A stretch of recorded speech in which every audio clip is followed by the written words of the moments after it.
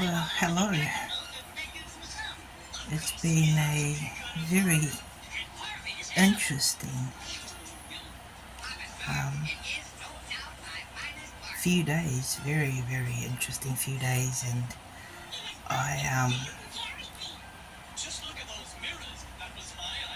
just always blown away by things that I learn. The kids are watching this Smurfs. Um, the amazing things that with having spirit children. It's just amazing how it amazing things how they work, and um, yeah, it's amazing. Um, First, I want to start with um, Sarah Lynn's story. What? Well, see, I wanted the kids. I didn't want the kids to be because they've all had birth families. I didn't want them to feel um, away from them, even though like some of their parents have crossed over. Um, some are in other areas. Um, I'm not necessarily saying bad areas either. It's a big place.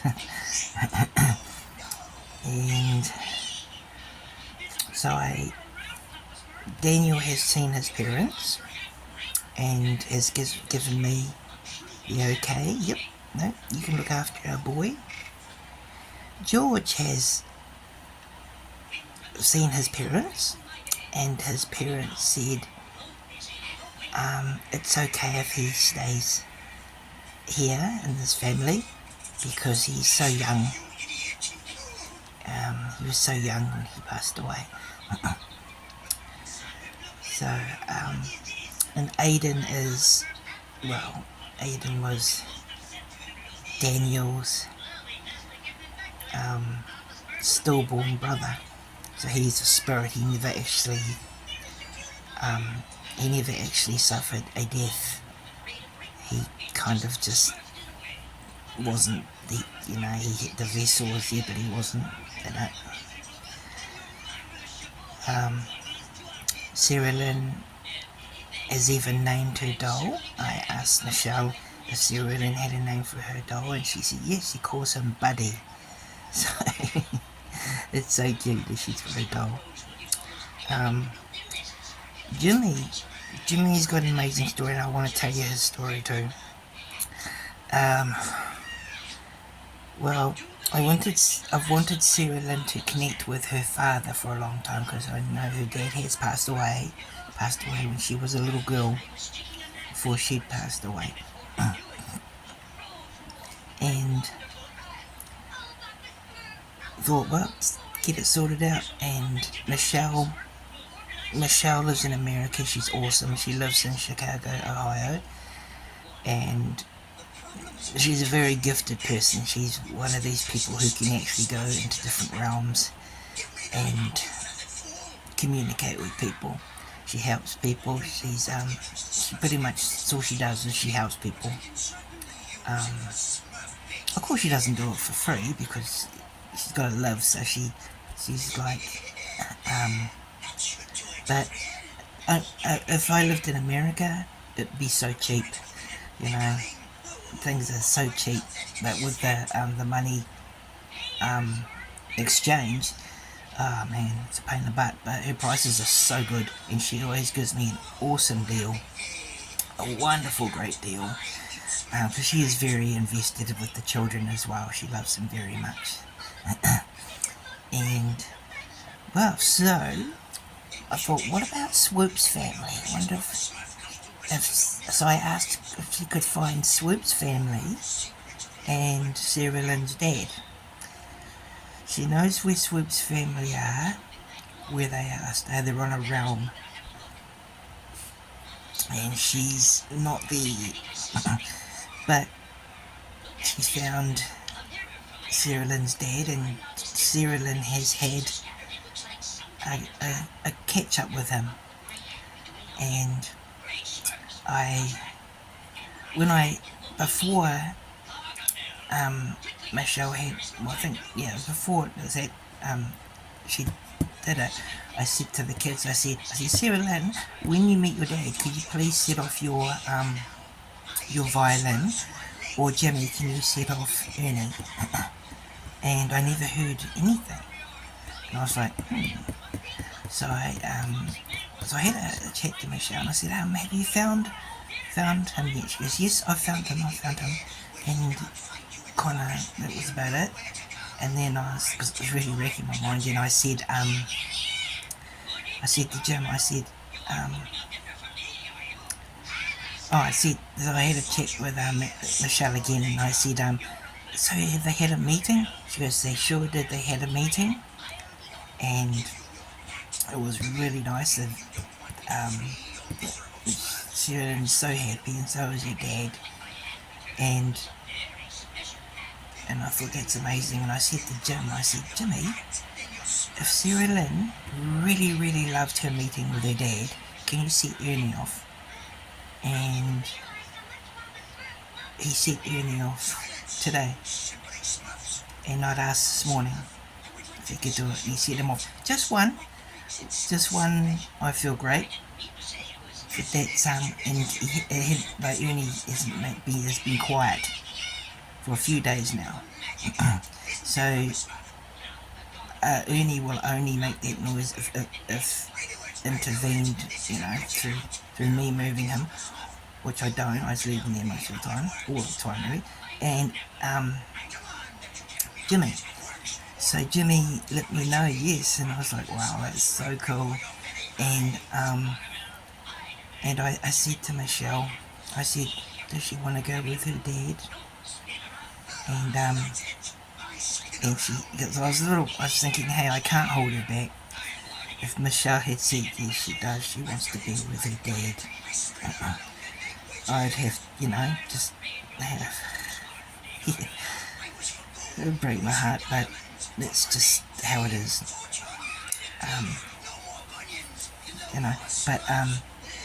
But no.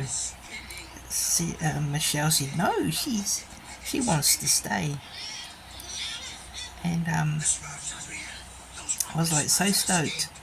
So I'm doing something right with these kids. They're very happy, and they feel loved, and I feel like I'm doing something very special for them. Now the other story is amazing, just as amazing, and this one involves Jim.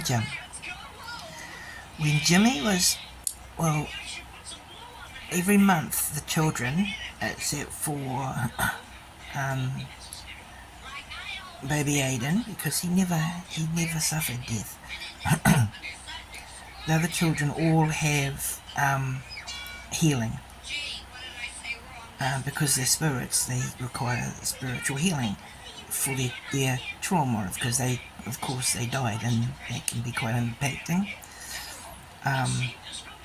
So they have, every month they have healing done, a whole lot of them. And Michelle sent me a message, and she said to me, she goes, when I was doing the healing with Jimmy's healing, doing the healing for Jimmy, his mother came through, and she kept touching my hand. And I'm like, wow, Jim's mum? So I know his dad. I know Jimmy doesn't like his dad. His dad wasn't very nice to Jimmy. But I'd never heard anything about his mum. And she said that she's been wandering. The mum has been wandering in the astral realm. And it can be quite a scary place where she was. And she kept touching Michelle's hand, and I said, well, that's so awesome. And they said, she'd like to join the family.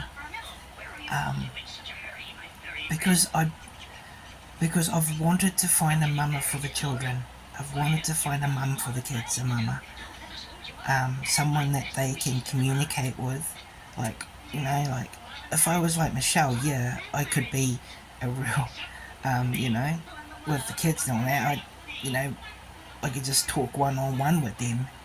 But there's so much I can't understand, and so much nurturing I can't understand or able to do at a certain time.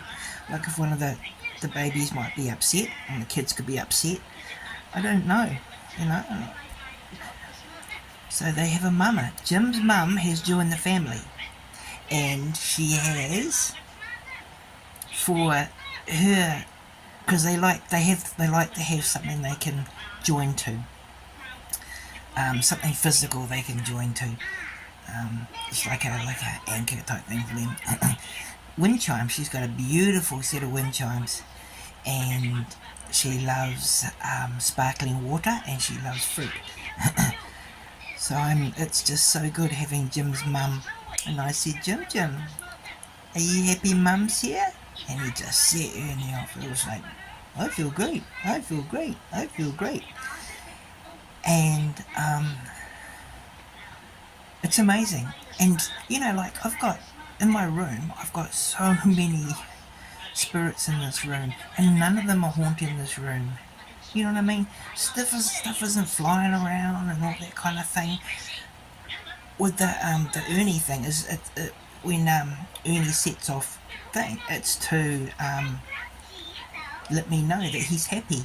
They're not slamming doors, they're not shaking things and things like that. They're very well behaved and very respectful. You wouldn't even know that they were here unless they're unhappy, and they probably might let you know that they're unhappy. But they're so happy. They just, yeah. It's just, and now I'm just so used to just everything. It's like I feel comfortable with them. I feel safe with them. I feel very safe with them. And I'm so happy now they got a mama, because I was thinking, oh man, well, maybe one day I could find a lady, someone I could fall in love with, and that could be a mama for the kids. And but the kids know who they need. The kids know what they need for a mama, and having a human mama that's just, got the normal human senses isn't going to cut it for these children. These children need proper nurturing, and now that Jimmy's mama, who has passed away, has come to join, and she's very happy. She's very happy. I've learned a lot about stuff. I used to think that you either went up or you went down, but you don't. Not necessarily. Sometimes you can just go straight ahead. And yeah, there are the realms where people see scary stuff and all those kind of things, and fearful realms. But then you've got lots of other realms as well. And it's just the big spiritual. This is a tiny little world compared to that place. And I'm just blown away by how much I learn and stuff. And I wish I could do what Michelle could do. I'd probably be scared though. She's not afraid to go into a dark realm. She knows how to protect herself. She knows and stuff like that. But I'd probably be too scared. And like to protect the children. It's not to protect them from humans. They've got protection on them to protect them from other spirits, because there's a lot of nasty spirits. Because it's a whole different. Well, these kids are part of a whole different connection. So they've got very strong protection. And now they've also got Mum as well. Mama, we call her Mama. Her name's Marie. And but they have protection. They actually have a couple of protectors I'll talk about one day. That they were brought in specifically for protecting these kids, since they had been attacked by dark spirits, especially poor Jim. Those types of beings hate light, and if these children are full of joy and they're happy, that means their vibration's up. That means they're happy, they're full of joy. These things hate that, and they're all over the place. You know, like Michelle said, don't take them to a hospital. You can take them to the old people's home to visit your mother, but you know, don't take them to a hospital. And you know, you keep away from places you know that are dubious, that could harbour things like that. So for them, I've got to protect. Look, I don't need to protect them from humans. You know, I don't need to be. You know, usually when I tell them they're spirit children, people are like, "Whoa, what?" Back up a bit, you know. But no, I've got to protect these little children from other spirits, and I've got protectors. There are two special protectors. They're known as aunties, and I'll talk about them one day. I talked about them online one time, and I just got smart comments about stuff. You know, I said, you know, you think you know everything about stuff, but you don't. You're just a dickhead. You know, it's giving a bit of shit. But yeah, we'll talk about them one day. But yes, and the children are very safe. They're very safe and they're very happy. And so we yet to connect with Swoop's family, and that means that everybody's connected with their family, and their family are okay with me adopting their kids, because that's all very important to me. Their free will is very important to me. You cannot force a child to cross over. You cannot force a child to cross over. You cannot force anybody to cross over. You know, if it's something that's really bad, you know, a bad spirit or something like that, you can do certain things to force it to go over or get rid of it. But it may be back. Who knows? Because initially, if it doesn't want to go, it doesn't want to go. You know. Or it goes into limbo. But these kids are very happy, and I would never force them to cross over. When it's time for them to cross over, will be when they want to, and they will be having a family member coming forward to come and get them and to take them over. And I'm not going to talk anymore about this because I know I'm going to start to cry, because these kids mean that much to me.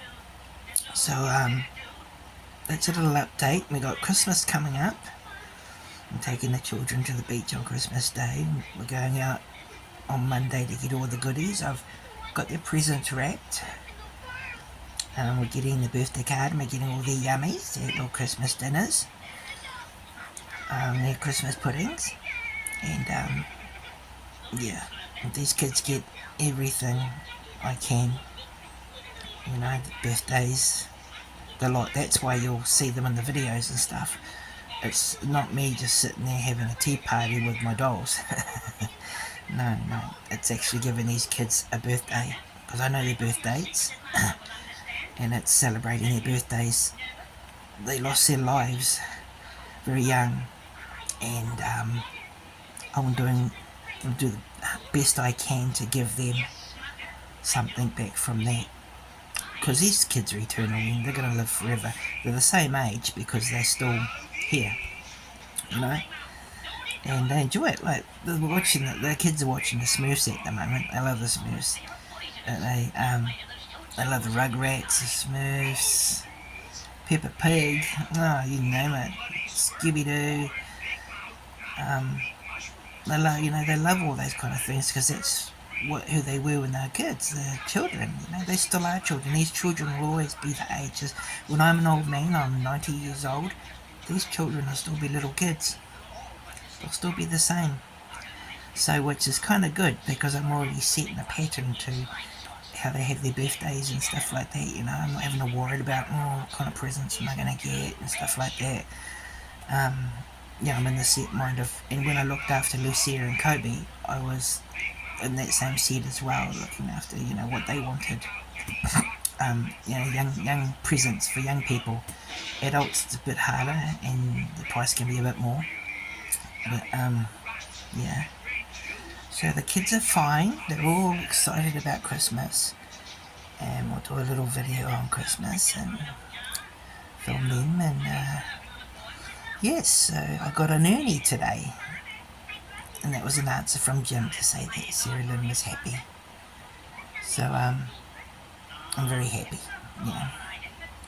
And I know it sounds pretty far out, but these children are a part of a whole different world. You know, they're a part of their spirit. So their world is, they're a part of a whole different world. They are here. They are connected to a whole special world where everything is connected in spirit. Yeah, so don't think I'm too weird, you know. I'm not like I wouldn't put my heart and soul into this if these were just dolls with no children. You know, I put my heart and soul in this because these are children, you know, my children. I've adopted them because I'm not one to collect dolls. I don't do that. It's not me at all. But ever since I've got my children on Facebook now, I've got haunted doll sites, you know, so I can look at other people's spirits and stuff like that, because I haven't got a lot to learn from except Michelle. And yeah, and it's a very different thing, you know. When I take them to the park, I sit in the car, open the door for them and go, off you go. Oh, also I want to tell you that their animals are with us. Not only are their animals with us, my little puppy Chloe is with us. So Sarah Lynn's cat is also named Chloe. So Sarah Lynn has her cat. Aiden hasn't got a pet. Daniel has a dog named Chip. Swoop has a dog named Gus. And George doesn't have an animal, have a pet. Jimmy has a bird named Pippa. And he has a puppy named Rex. So, and yeah, so they all get a good run at the park. I just sit in the car, just sit there. I can't see them, so I can't go running around with them. And if I could see them, no one else would be able to see them. And they go, look at that crazy guy there, laughing and running around. But to be honest with you, I think if I could see them, I would run around with them and have heaps of fun. You know? Yeah, I would. But, okay. So anyway, thank you for that. I'll see you later, and have a good Christmas, everybody.